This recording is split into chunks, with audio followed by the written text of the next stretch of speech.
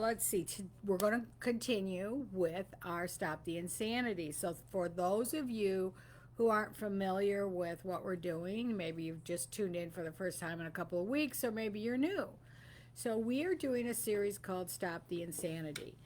And what I mean by Stop the Insanity is that so many of us as home sewers, we're constantly seeking out a project or a pattern that will fit us, and always a new one, going out getting a new pattern, and this one with all these hopes and dreams that this is going to be the one.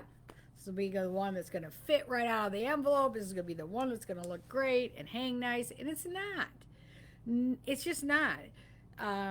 So what we're doing is many of us have made muslins and done a fitting muslin for a specific shirt pattern, which was the Everybody's shirt. But for those of you who are just getting involved, it could be the Shirt Makers Express, or it could be a man's shirt. But we made up a muslin, we got all the fitting down right, and we've got lots of support to help you do that. And once you have that done, then I'm going to show you all these little quick changes so that that shirt pattern can go from a dress shirt to a sports shirt, a long sleeve shirt, a short sleeve shirt, a sleeveless shirt, shirt with pockets, shirt with darts, and all kinds of other options that are easy even if you don't have pattern drafting experience. And many of you don't want to learn to pattern draft, and you don't want that. You just want to sew up pretty clothes that fit. So this is really the solution without going to school and learning to draft. So we won't be really drafting, we'll just be making changes. But with my knowledge of drafting and pattern making, I will steer you in the right direction with a few tips that will help you be able to do that. But by no means are we going to be like drafting a whole new pattern. So once you get this sloper, again, you can add and subtract all kinds of techniques. Never once again worrying, is it going to fit? Is it going to look right? Is it going to hang right? Is it going to be too long, too short? Is the shoulders going to be right? We're going to know that before we ever sew. And then that's how we stop the insanity.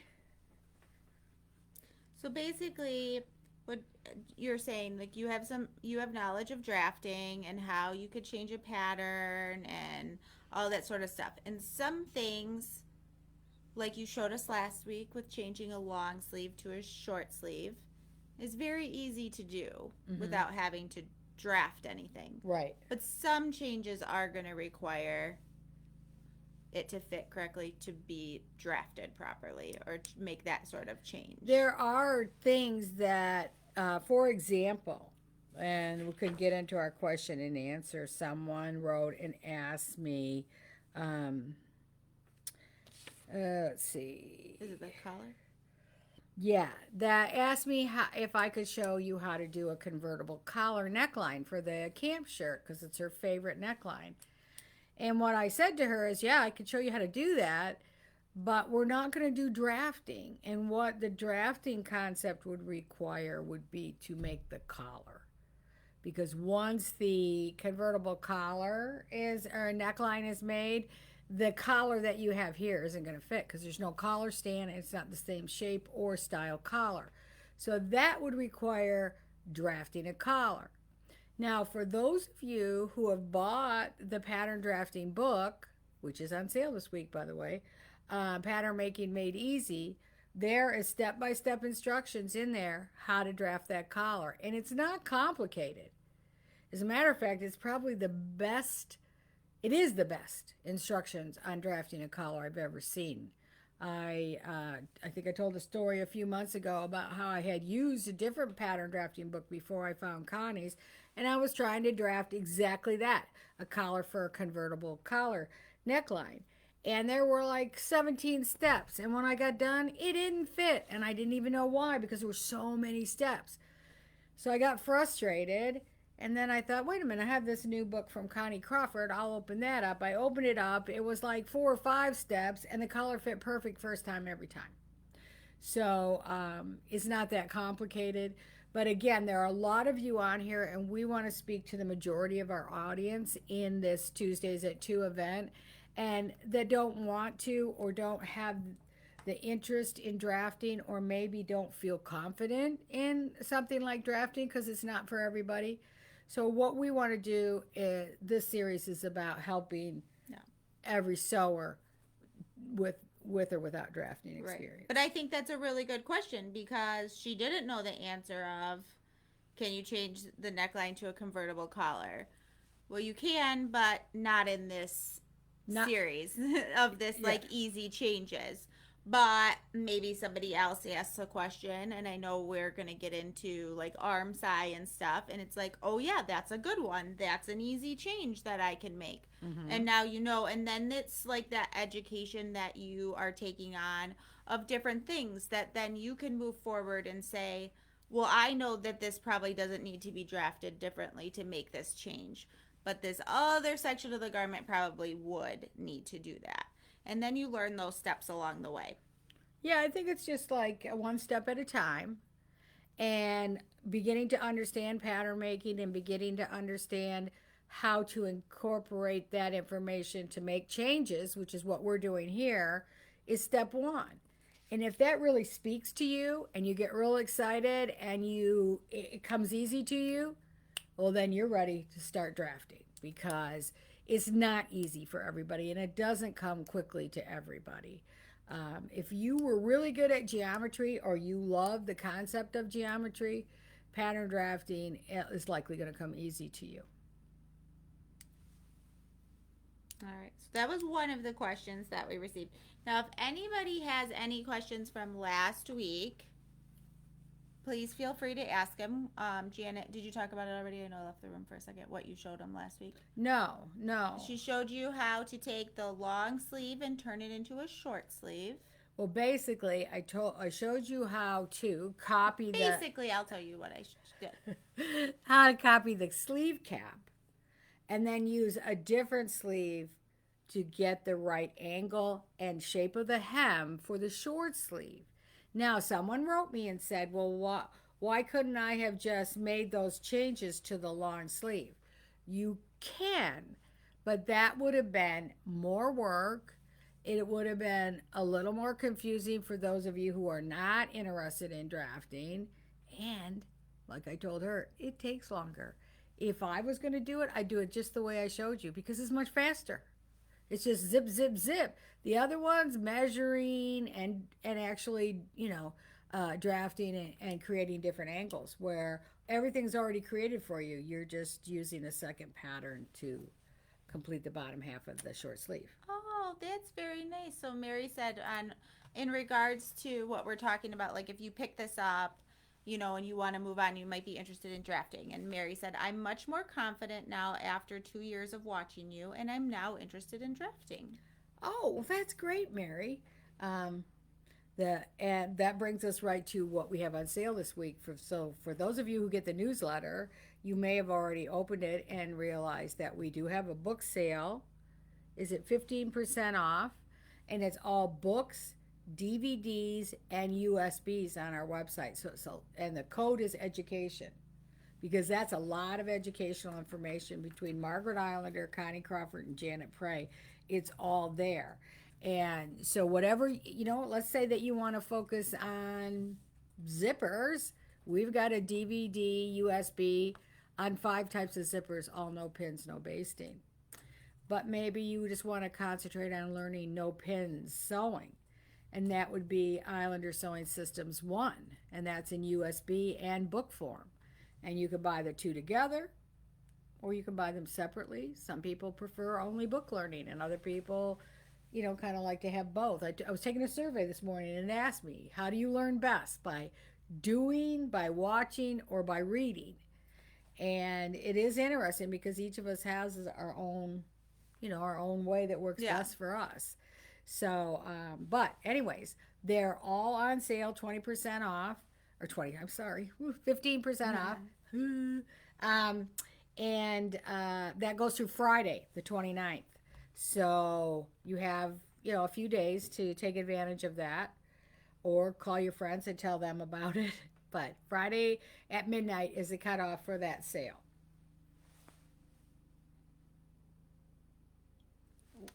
So last week, she showed you the sleeve that she just explained. The short sleeve. Put a short sleeve in a long sleeve shirt. And we talked about pockets and how to audition your pockets and different things that you might want to do. Get Change inspired by to get ready to wear. inspired. Maybe you want to change the pocket size or the shape or the fabric or which way the fabric goes. So, a lot of talk about that. If you didn't see it, go back. A lot of very inspirational comments and ideas and thoughts too on that last week. That was fun. So we are going to move forward with some other questions. But if you have any questions from last week, throw them in the comments. We'll get to them. But now we'll move on to other cool things that you can do to easily change a pattern. Sure. So one of the questions I got this week is, could I show you how to take the Armscye off of one pattern and put it on another, because this person wanted to use a specific sleeve? Okay, well, first of all, Like a shape of a sleeve? yeah, yeah.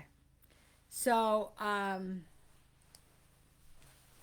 was a little confused by the question, because I would just take the pattern that has the Armscye that fits that sleeve, lay it on top of the pattern you're about to make, and make the Armscye changes.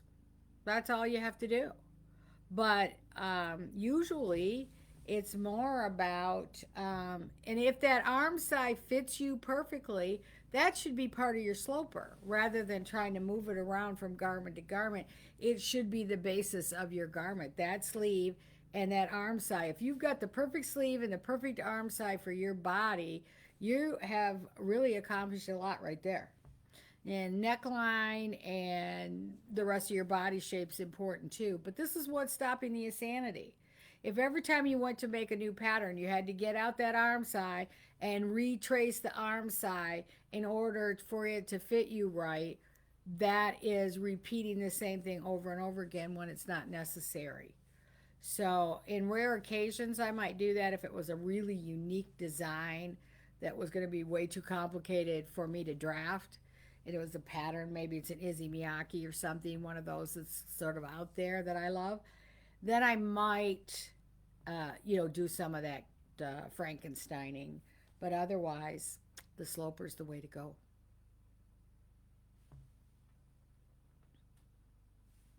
What?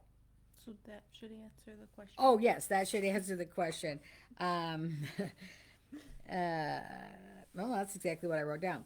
So, Oh, good. I love it when I love it when I follow a script. Oh, Okay. well, that's not what I was going to say at all. I like it when I agree with myself. All right. So we have one more question here. If you have them, put them in the comments. But we have one more question that came in from the series. And they are wanting to know, help me understand how to know in advance which pattern companies have properly drafted patterns. Now, this is a topic that we have discussed quite a few times, but we realize like not everybody watches every episode, and I guess that's okay. But there are, I want to point out before we forget, there are some earlier episodes where like we dedicated just to talking about that. And I know one, if you want to go back, right here on Facebook, all our videos, much to my dismay, stay right here.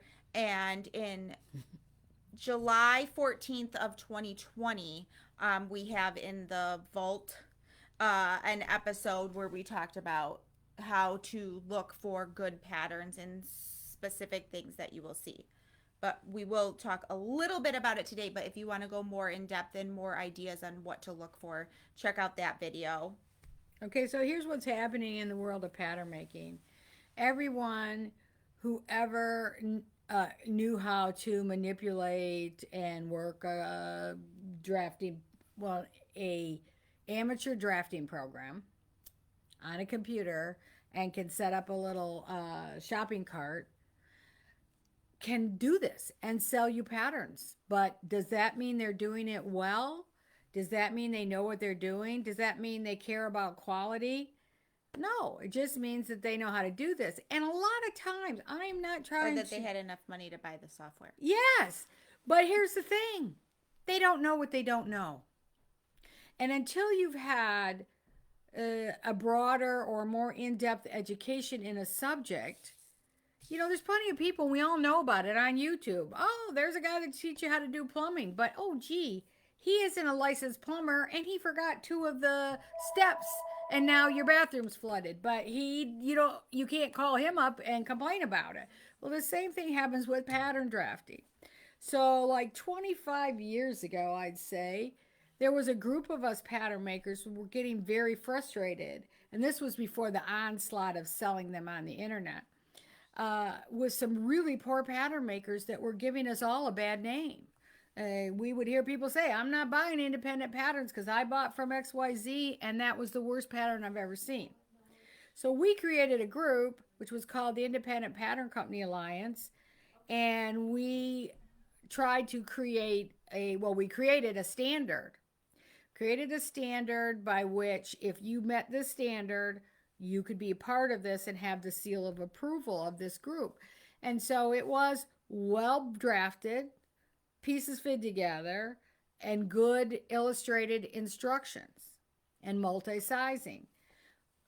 Well, I'll tell you what, our group didn't grow very fast. I believe we had an initial maybe 10 pattern makers, and I would say over the course of the next 7 or 8 years, we took in 1 or 2. We juried many, and they didn't even come close to making the grade. Not even close. We weren't being that picky. It was just a fact. If a sleeve is drafted backwards, it's not going to hang right. So we can't approve a pattern like that. And what we found from those would-be pattern makers was a whole lot of resistance to learning, because we offered a mentorship. We offered to educate them on making better patterns, and they didn't even want to do it because guess what? They were selling patterns and they were making money.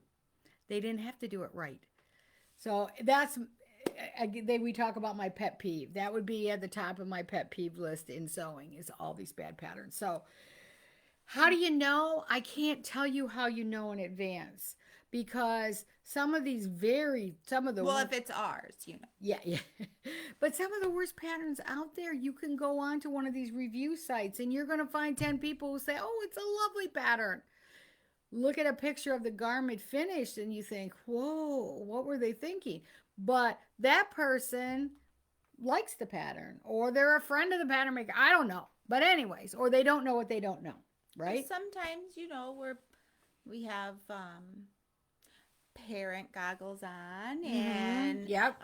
your own goggles, like you made this and you want to be so proud of it, so that's what you see. You see that it's great, but you don't see the flaws, right? Because you work so hard on it, right? But it is important, and I know you were going to say this, to know that no one is going to have a pattern drafted for you specifically. There will always, or almost always, have to be little changes made here and there to make it fit you. So just because it doesn't fit you perfectly does not mean that it is not drafted well.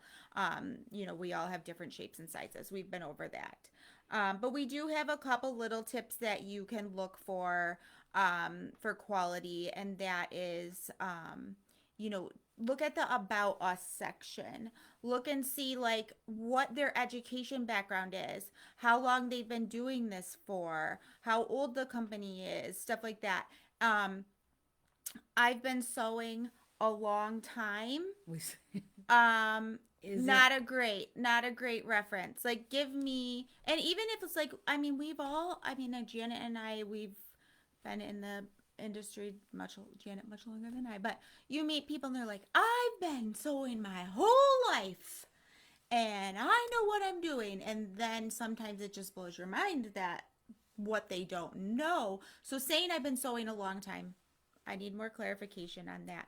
Look at finished garments. If they do not have a finished garment of their pattern, no, you need to see a finished garment. If they only have illustrations on their pattern, and illustrations are fine. But if you don't, nowhere on their website, nowhere can they show you a finished garment, that's a no-go. Huge red flag.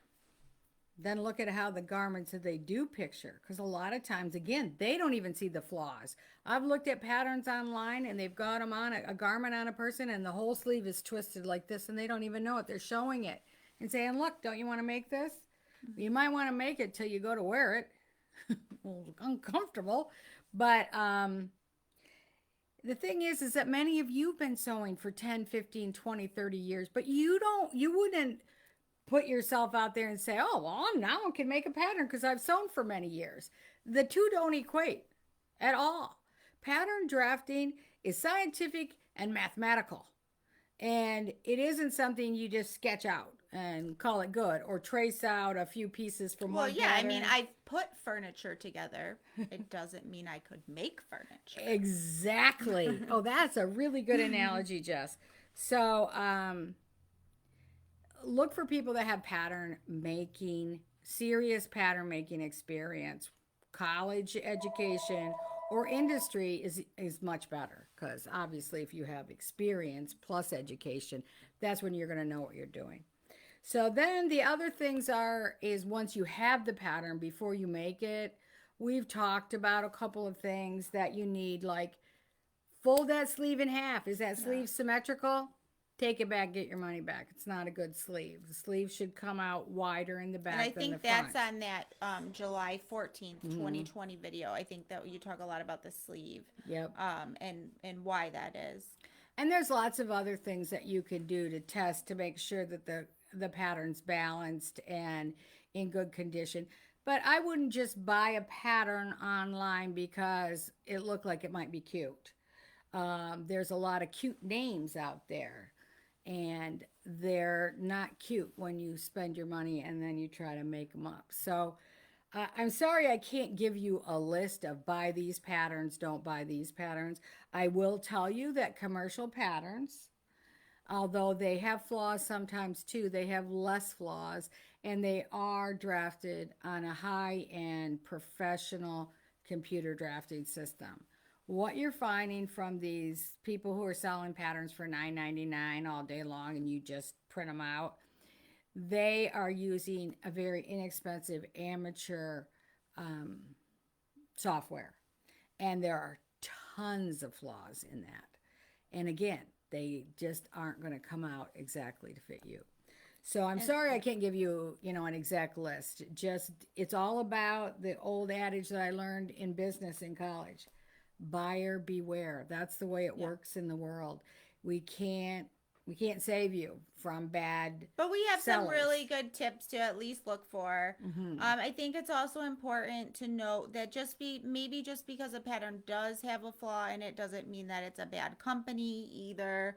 We're all human. We make mistakes. So one small mistake does not make a bad pattern company. And lots of times, like, if we ever find anything, it's what a label's for. Yeah. And we stick our head over. We put stickers on, and you've probably seen them. We've had the wrong yardage on the back of the pattern. We fix it. We fix it every time if we find a flaw. We're not flawless people. We make typos. But my last tip on the whole thing of who can make a pattern and who to listen to the criteria does not include because they wrote for a magazine. Do not be seduced by pretty colored pages of magazines. And one of the biggest problems is those magazines don't vet the authors. They just bring them on and let them do their thing. And we have found so many flaws in the top magazine articles. Not all of them, but, of course, we know a little more intimately what's going on. And so we see it really quickly. So don't be seduced. I had a woman the other day tell me, well, I know this one person wrote for so-and-so magazine, so everything she says must be stellar, and she disagrees with you, so you're wrong. And I just laughed. Actually, I sent her a laughing emoji and went on about my business, because I know that person is dead wrong in this particular subject, but there's no point in arguing with her. But anyways, it doesn't make them an expert just because they got to write an article. Just keep that in mind. Okay, any questions? Earlier, a little bit earlier, Linda had made the comment about when you were talking about the software and like anybody can do it. And she said, sounds like the photography industry too. And I think it really, I bet a lot of you are out there thinking whatever industry that you came from, you're working in, your spouse, whatever, your children. I think that that is a big thing right now, especially with the World Wide Web and YouTube and anything. All it takes is a lot of confidence and a big smile to tell people you know what you're doing, especially when they don't know. So yeah. they assume whatever you're telling them is correct because you don't have any reference point. But basically, anybody can get on the internet and tell you how to do something. And like Janet said, buyer beware. You gotta sniff them out. Yes. And there's a few things in patterns that are definitely big red flags. So we've given those to you. Check out that video. We've talked about it before. I'd say that commercial patterns are more likely to be drafted correctly. Where they fall down is their instructions. They may have flaws in their instructions or be missing details.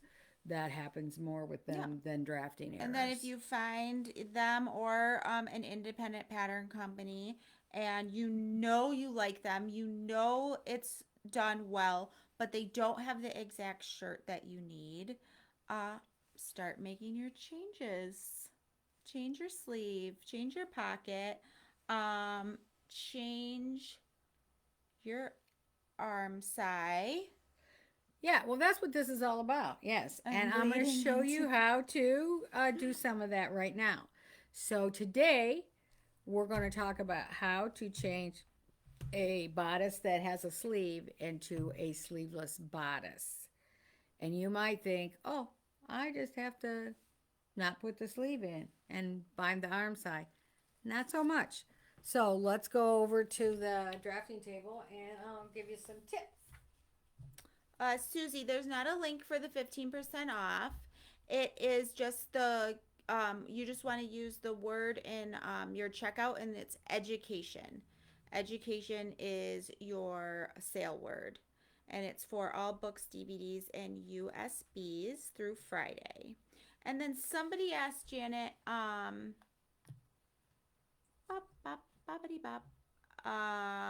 is the 15% off just for individual items, or does it apply to kits that include books and DVDs?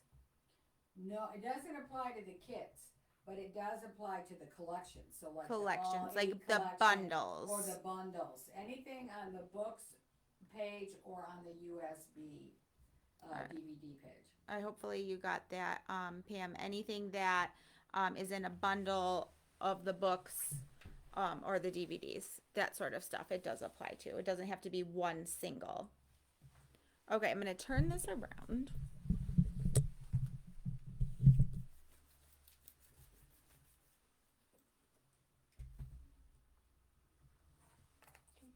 All right. So first of all, let's talk about the Armscye. And this would be another way to look at whether the person who drafted the pattern knew what they were doing, because a lot of the independents that don't know what they're doing will create a sleeve version and a sleeveless version in the same envelope and use the same Armscye. And that simply doesn't work. And the reason is because your Armscye, when you have a sleeve in it, is considerably lower. So once you take that sleeve out and use that seam allowance to bind back the edge, you're going to be below your bra line, considerably below your bra line. So what you want to do is try on your muslin and consider whether you have to come up a 1/2 to 1 inch. Chances are it'll be somewhere between 1 inch to a 1/2 inch. And so you'll need to test that on yourself, because Armscyes are all different. Some are deeper, some aren't. So what we're going to do here, if you see how the Armscye kind of slides out and then comes back in, for a sleeveless, we want to take that ease out. So we're taking about 1/4 of an inch ease out here. See the red line, and blend it right back into the side seam as you go down. And you want these to be the same because this seam sews to this seam. This is our underarm seam, and they must be in balance. So that's another way to test a pattern, is to lay the side seams on top of each other, and are they the same shape and same size and length?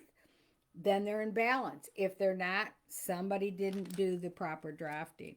So we're going to take this much off our arm side to bring that in a little closer, because right now it sticks out. It kind of goes out away from the body. So we want to bring it in a little bit closer for modesty and, just for a good look. Then we want to go up, let's say that we want to go up 1/2 an inch. So we're going to take this up 1/2 an inch on both sides. I need to tape this paper down first, sorry. So I'm taping a little extra paper on here so I can do this. And so I've come up 1/2 an inch. And now I have to bring this line up that we took that ease out. All of this is in Pattern Drafting, or Pattern Making Made Easy too, for those of you who have the book or are purchasing it. Now, either by hand, and generally by hand I would blend this in, or you can use one of these handy dandy curves for arm size. You just got to find, I can't find the right spot, so I'm just going to do it. So that's what we're going to do. We're going to change that Armscye by 1/2 an inch. And then we'll do exactly the same thing on this side. And again, confirming that when we get done, we're going to cut this out, cut it out. Then I'm going to lay the front and the back on top of each other along here to make sure that it's in balance. If it is not, make the necessary correction. Let's say that this is an 1/8 of an inch shorter than this one. Well, then you either have the choice of bringing this one down or this one up. But they must be identical in that change that you make. Now, the other thing I did not point out was that I taped these pattern pieces together with that removable tape so I could be sure to be able to blend this Armscye in. So they look a little crooked right now because I moved the pattern. But anyway, I think you get the idea there. So we're taking a little bit of this off, about 1/4 of an inch, blend it down into the side seam, then raise your Armscye between 1/2 to 1 inch. And you'll need to make that determination according to the way that pattern fits you without the sleeve in it. So if you don't have a muslin, make one up really quick so you can double check that. All right, let's see if there's any questions on the Armscye before we go further, Jess.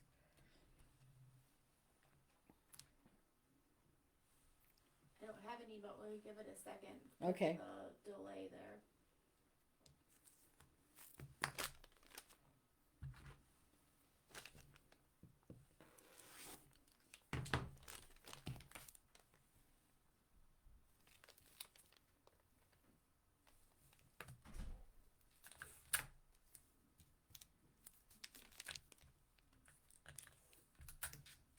So I'm just using basic pattern paper.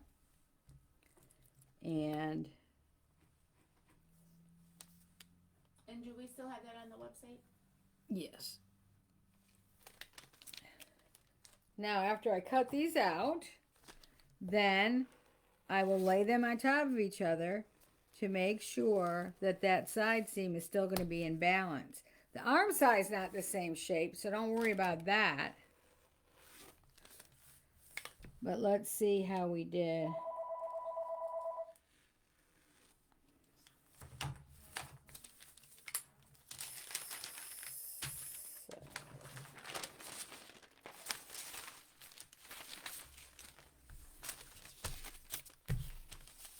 So now I'm going to lay these on top of each other and make sure the notch still matches. Of course, I've got some other paper on here. And that they match all the way down. And they do. They do. So that's how you test to make sure it's in balance. Because let's say that one side of this curved in a little more than the other. That's not balanced. So you want to correct that. So like I said, if it's off by an eighth on one side, then you have the choice of either adding to one side or subtracting from the other. But you need to get them identical. Okay, no questions. Boy, that was easy. All right. So now let's say that you want to change your shirt tail hem to a straight hem. So again, you have the muslin. Let me put this on here for weight. And you know where you want the length. For me, let's say I've determined I want it the same length it is in the front right now. Is it possible to do it the other Yeah. way? Well, I can do it sideways at least. This way. Well, I can do it this way. All right. So here's my hem. And whatever distance, maybe you want it longer. So then you'll measure down. But maybe, for me, I just want it the same length. But I want it the same length all the way across. So one issue is always key in any kind of pattern making or alterations, and that is straight of grain. So you must confirm you're keeping everything on a straight of grain. So once we have a straight line, we would lay this right on the straight line. I've already taped it down, but I've got it straight anyway. So I know that. So make sure you've got a straight of the grain line here, but this is the same. The front cutting line is also straight of grain. So you want to be perpendicular to straight of grain. And that's why I love my quilter's ruler, because it allows me to line that straight of grain up and be sure that I'm right on. And then, let's see, I want it to be about there. Now, so all I have to do is go straight across here. And then I want to, this shirt flared out, but we don't want it to flare out anymore.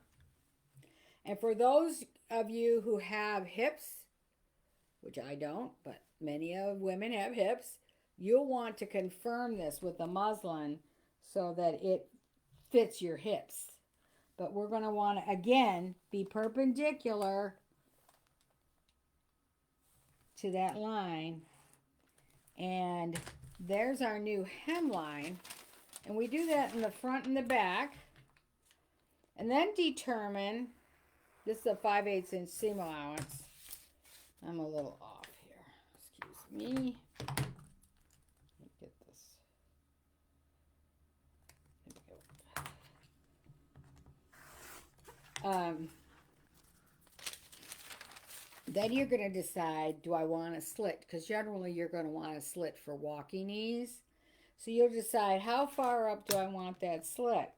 By trying it on or measuring a previous garment or a ready-to-wear garment that you like. It's probably going to be 3 to 4 inches. Because right here is where your hem was before. So I'm going to stitch this seam to here. And then the rest of this will get folded back to create my slit. So once I have that done, I want to do the same thing to the back. And again,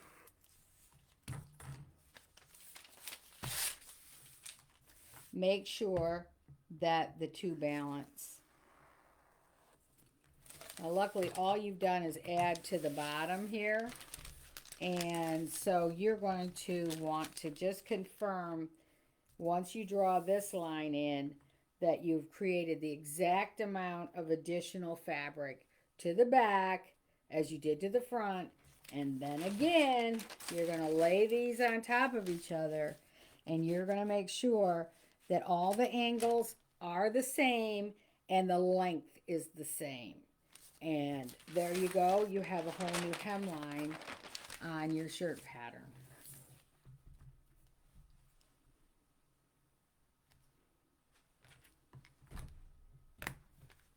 So what I did, 2 7/8.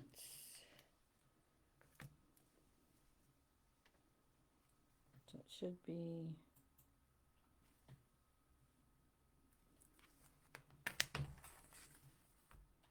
yeah, this shirt's a lot longer in the back than it is in the front.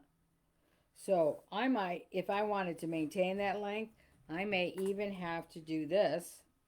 Let me just give you a quick concept here. But I might have to cut off part of that shirt tail, see? If I want this to be straight and the same length as I created here in the front. So that might happen. But in either regard, just make sure that you leave the right hem allowance. So for a straight hem, you're going to want 1 inch to 1.25 inches hem for that straight line.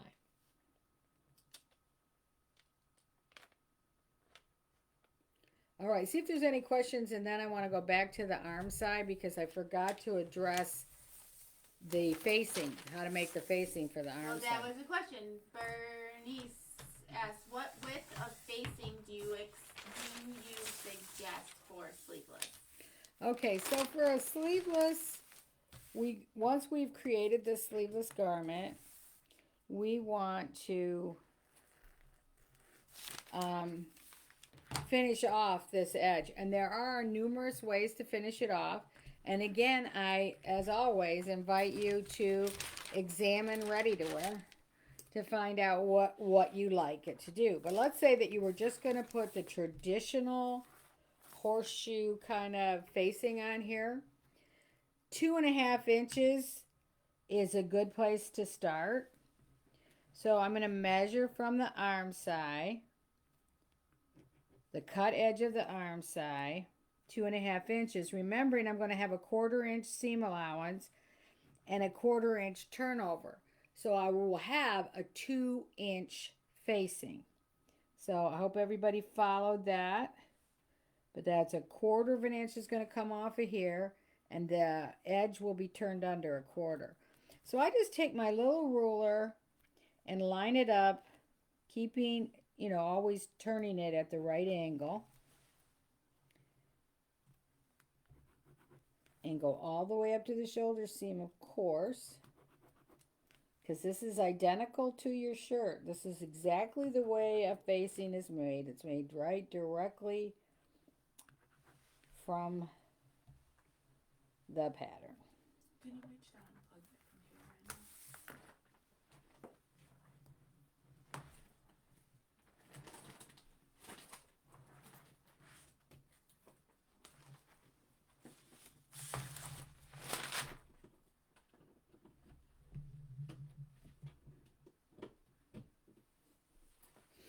All right, I hope everybody's following this. So just connect the dots. And now you take a piece of pattern paper and you trace this out. And you want one for the front and one for the back. And they will have seam here and a seam here. Outlining specifically what you're tracing out. What? Like with your pen, show like what you would be tracing out. This is it right here. This is our facing. I'm sorry. Good. And then this would be the traditional facing. But let's say you didn't want that traditional facing. Particularly if you had a fairly sheer or nearly sheer fabric, that facing really interrupts the look. So you may want to bind the edge. And you can bind the edge with basic bias tape that you purchase, especially if you can get something that has a good complementary color. Or you can make your own bias. And you don't need a lot, just the 2 arm size. So cut a few strips of bias.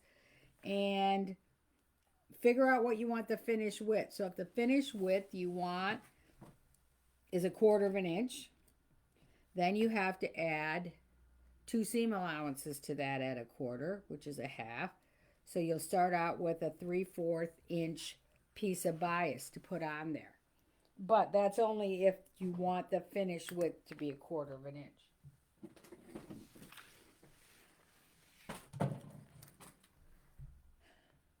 Now I have seen where people take this and double turn it, the Armscye, but I would not recommend it because of the strong curves you have in here. It isn't going to lay nice. It's not going to lay flat. And it's going to give you a lot of headaches. So either use a facing of the self fabric or bind the edge or bias trim the edge. And it just gets sewn to the inside, and there's just a small seam on the Armscye. Now also be mindful of your Armscye seam allowance. In this particular case, our Armscye seam allowance is 3/8. So I would have to go back here and say, oh, wait a minute, this is 3/8. Then I want to add 1/4 for the turnover. So I want a 3/8 inch seam allowance, and I want 1/4 for the turnover. So then I would start with a 5/8 inch width of bias tape or bias, self bias. Okay, it's suspiciously quiet. Well, Sherry had a question, but you answered it as she was typing it. So, because she was asking about the facing versus bias tape. Yeah.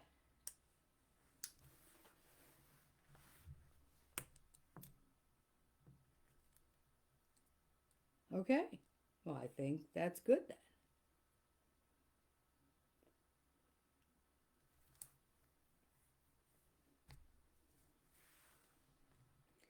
Now, the important thing to note here too is you would trace out your original sloper pattern in order to add these changes to it.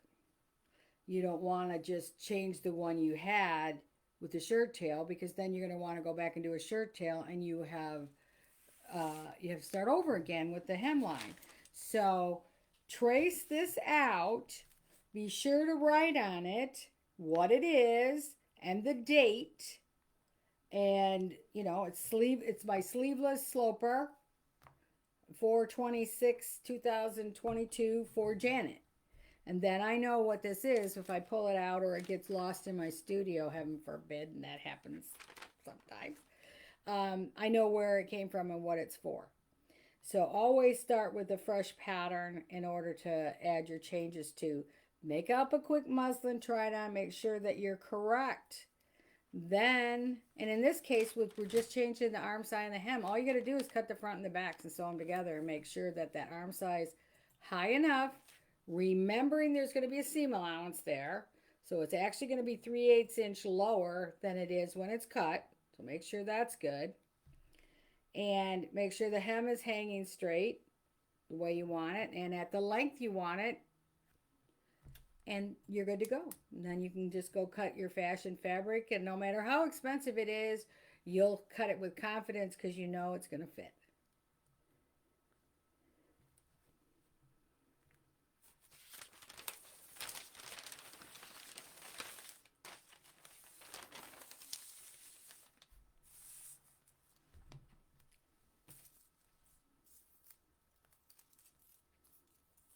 That's all. All right. Very good. Very good. Okay, let's talk about what we're going to do next week.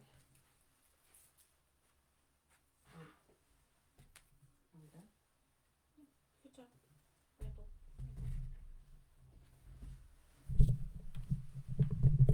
Okay, so next week we're going to work on a dropped shoulder. So a shirt that is not sleeveless but doesn't have set-in sleeves. So in other words, we just extend it out and create a little sleeve cap out here. It's a real casual look, and it's another option. Yeah, so Leslie just asked, have you already covered sleeve cap adjustments? And she said to correct deltoid divots and muscular biceps. No, we did not cover that. And again, that's going to take some serious pattern alterations for some people. Maybe not. I don't know how strong your change needs to be. But we've only covered sleeve caps to the extent of adding and subtracting ease. And all of that is covered in the pattern making made easy. But we won't be covering adjusting sleeve caps in this series.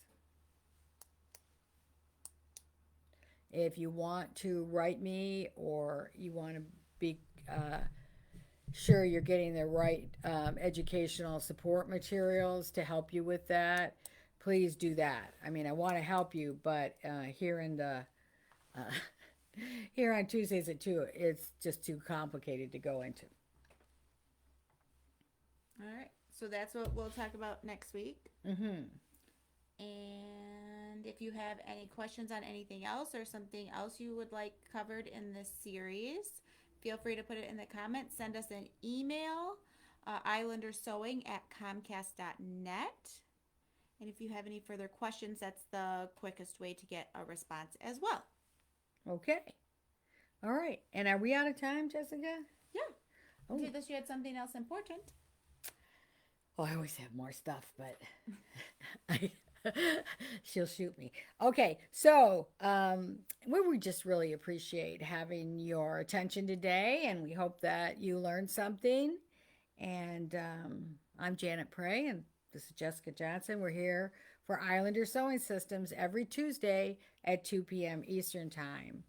Hope to see you again next week. And be sure to remember, YouTube, we have all of our sew-alongs on YouTube, all condensed together. So if there's a project you'd like to make, go there instead of here on Facebook. Go to our YouTube channel and be sure to hit subscribe. All right. See you next week.